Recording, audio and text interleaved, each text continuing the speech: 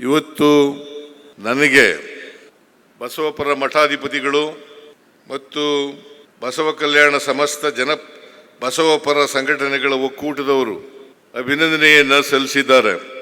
ಕಾರಣ ಯಾಕಪ್ಪ ಅಂತಂದರೆ, ನಾನು ಬಸವೇಶ್ವರರ ಅಭಿಮಾನಿ.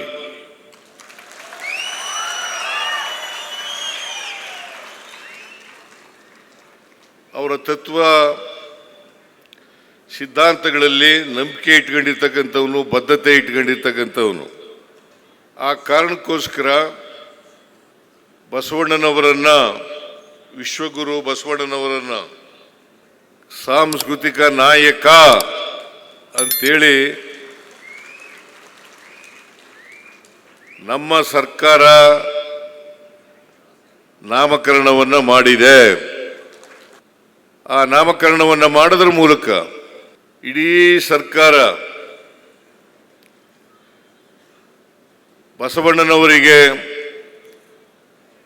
ಗೌರವವನ್ನು ಸೂಚಿಸ್ತಕ್ಕಂಥ ಕೆಲಸವನ್ನು ಮಾಡಿದೆ ಅಂತಕ್ಕಂಥ ಮಾತುಗಳನ್ನು ಹೇಳಲಿಕ್ಕೆ ಬಯಸ್ತಾ ಇದ್ದೇನೆ.